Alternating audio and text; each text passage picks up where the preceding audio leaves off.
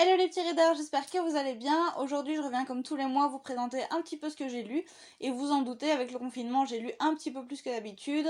En réalité je suis arrivée à 9 livres, dont 2 BD et 2 mangas. Alors comme il y a pas mal, je vais pas trop m'étendre sur tous les bouquins un à un. Je vais juste vous faire une petite présentation rapide. Et puis si jamais vous voulez plus d'informations, de toute façon j'ai tout chroniqué sur le cercle des libraires disparus. Comme d'habitude, le lien est en barre d'infos. Et puis pour ceux qui ne sont pas intéressés par tous les livres, j'ai mis des timecodes de toute façon en description, donc si jamais vous voulez switcher d'un à l'autre, vous pouvez faire à votre aise. Et puis moi je vais commencer et c'est parti.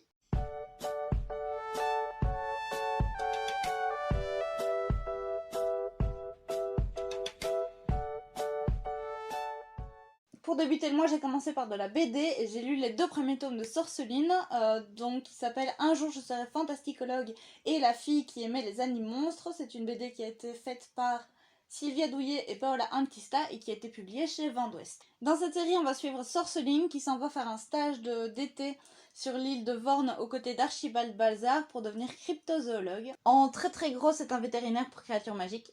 Elle va découvrir ça avec un groupe d'adolescents qui ont plus ou moins des choses à cacher. Et puis en fait elle va en apprendre plus sur elle-même que vraiment sur les créatures. Il y en a peut-être certains qui le savent, mais quand il s'agit de quelque chose de graphique, je suis tout de suite un petit peu plus compliquée. C'est d'ailleurs pour ça je pense que je lis pas beaucoup de BD. Mais celle-là elle m'avait tout de suite tapé dans l'œil en magasin quand elle est sortie.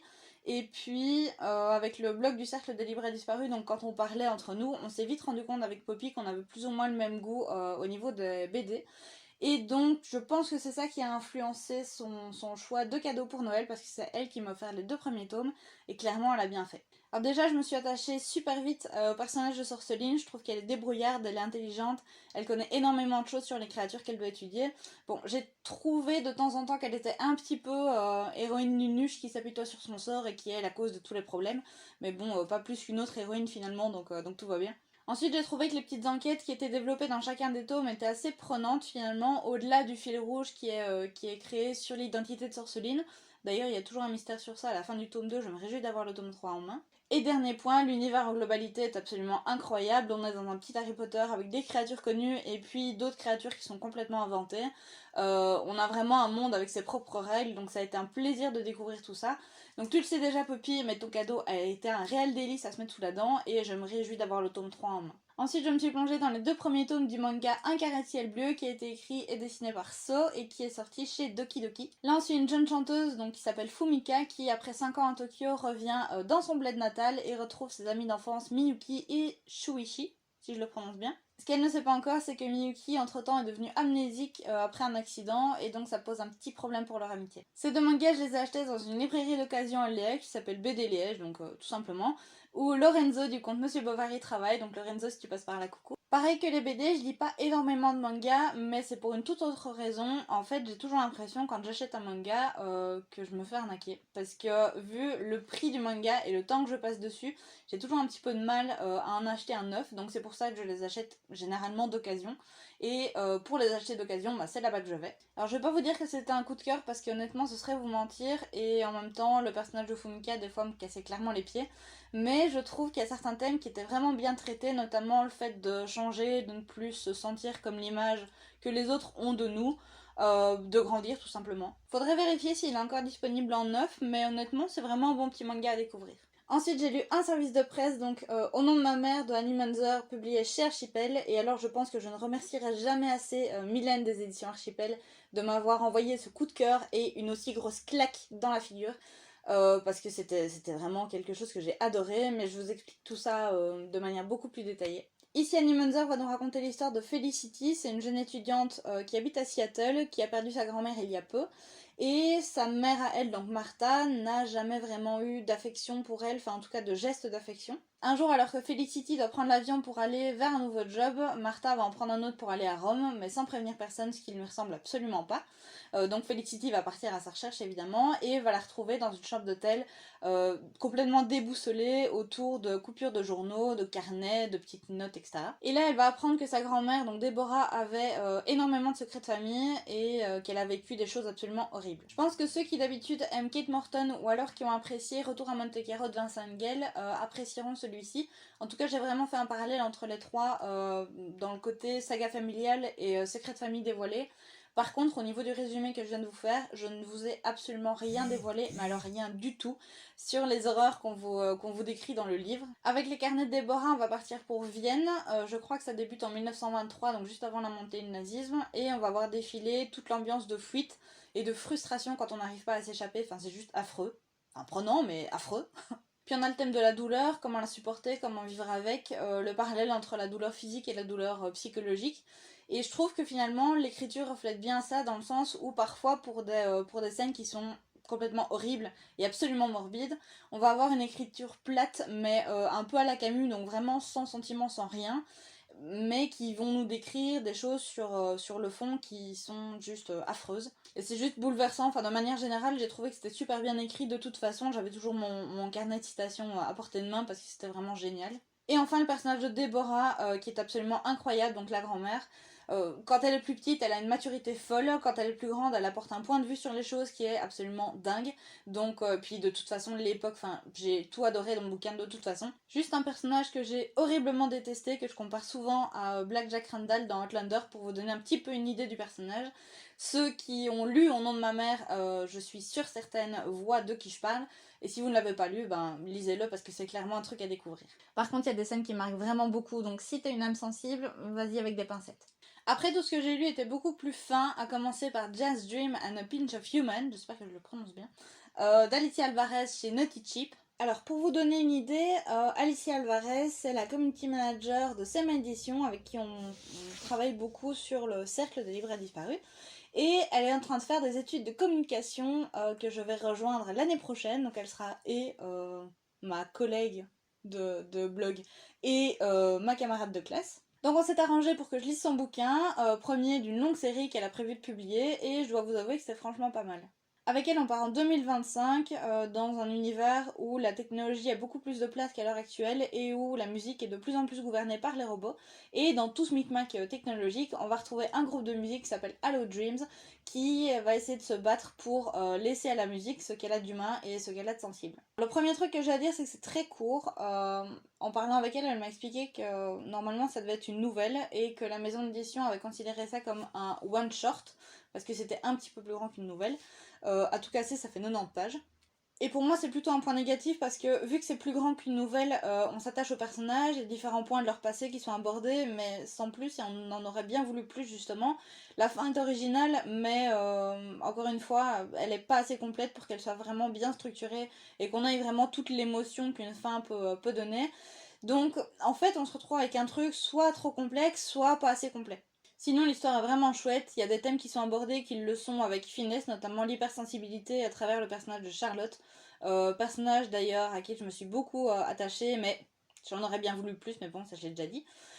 Et alors, ce que je trouve de bien, c'est qu'elle a réussi à prendre quelque chose de banal dans les livres qu'on voit maintenant, à savoir le combat entre la technologie et l'humanité, mais en faire quelque chose d'original en le mettant dans le point de vue de la musique finalement. Pour ceux qui connaissent, ça m'a d'ailleurs fait penser au clip de la reprise de la chanson de Jean-Jacques Goldman Quand la musique est bonne par Soprano et Amel Bent, où ils sont un petit peu dans un côté futuriste, mais qui se battent pour faire de la musique.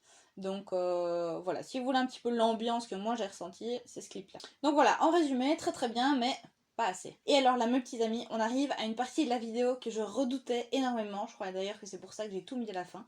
Je vais essayer de vous parler de classiques. Alors ce mois-ci, j'en ai lu 3. J'ai lu On ne badine pas avec l'amour d'Alfred de Musset. Et puis j'ai lu Cyrano de Bergerac d'Edmond Rostand. Et enfin Le Petit Prince d'Antoine de Saint-Exupéry. Bon, vous l'aurez compris, pour ceux qui me connaissent un petit peu, c'est Félix Radu qui m'a donné envie de lire ces 3 auteurs.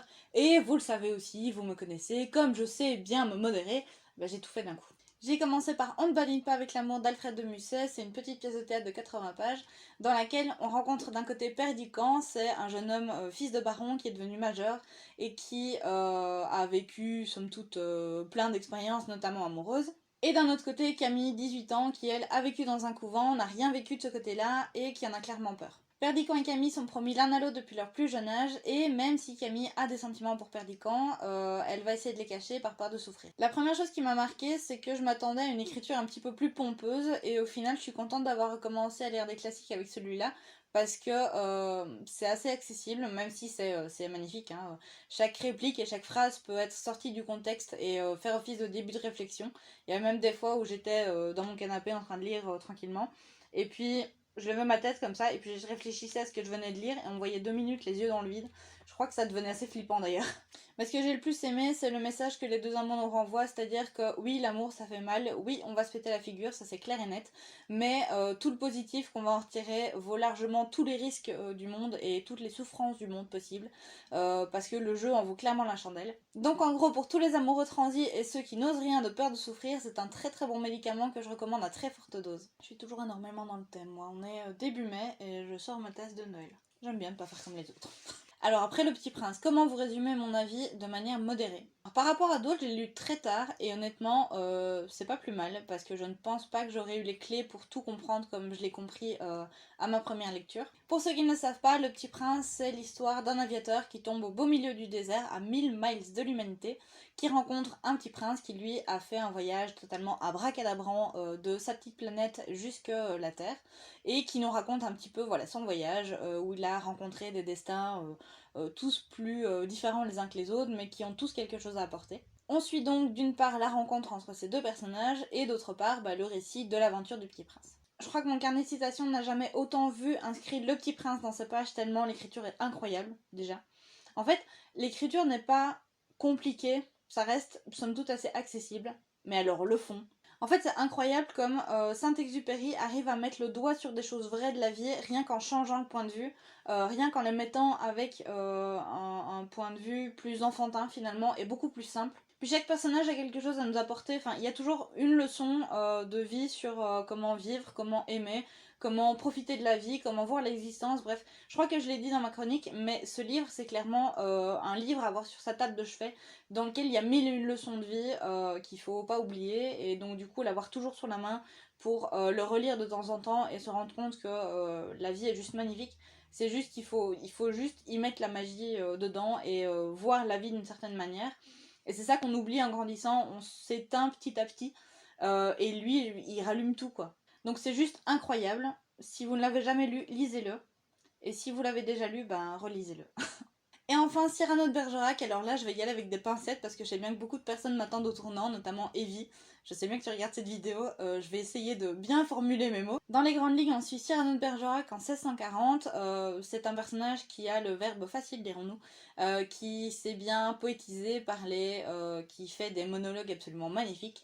Mais il a un gros complexe, c'est qu'il a un nez énorme. Son cœur, quant à lui, était pris de la belle Roxane, sa cousine, qui elle-même est amoureuse de Christian de Neuvillette, qui est un garçon absolument charmant, mais qui ne sait pas déclamer une ligne pour un sou. Une alliance va alors se former entre Christian et Cyrano. Cyrano va utiliser ces beaux mots au service des sentiments de Christian qui n'arrive pas forcément à bien les exprimer. Et il se pourrait qu'au fil du temps, Roxane tombe plus amoureuse des mots que de l'apparence. Alors au début, mais vraiment pas longtemps, j'ai trouvé que Cyrano était très sûr de lui, limite hautain. Et puis en apprenant à connaître le personnage, on se rend compte qu'il est fier comme ça, presque par autodérision. C'est-à-dire que pour ne pas subir la moquerie des autres, il se les fait lui-même. Donc déjà là, il m'a un peu accroché, mais alors quand il explique ses sentiments à Lebray pour Roxane, il m'a clairement conquise. En fait, il m'a fait penser à Robin des Bois quand il explique ses sentiments pour Belle Marianne à Petit Jean. Voilà, les références Disney, c'est cadeau.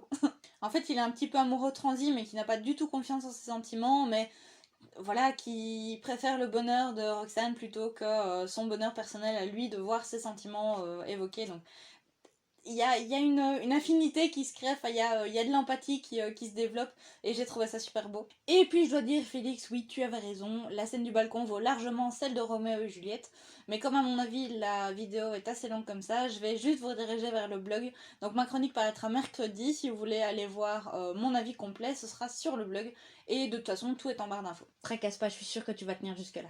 Et voilà les petits readers, tout ce que j'ai lu en avril, j'espère que j'aurais pas été trop longue pour vous, en tout cas moi ça faisait super longtemps que j'avais pas autant lu et que j'avais pas autant pris le temps de lire, ça m'a vraiment fait beaucoup de bien d'ailleurs. N'hésitez pas à me dire en commentaire ce que vous avez lu dernièrement, je serais ravie de pouvoir en discuter avec vous, et puis à me laisser un petit pouce bleu aussi et à vous abonner en activant la petite cloche, on est de plus en plus nombreux, c'est juste trop bien. Et puis il ne me reste plus qu'à vous souhaiter de magnifiques lectures et une excellente semaine, prenez soin de vous.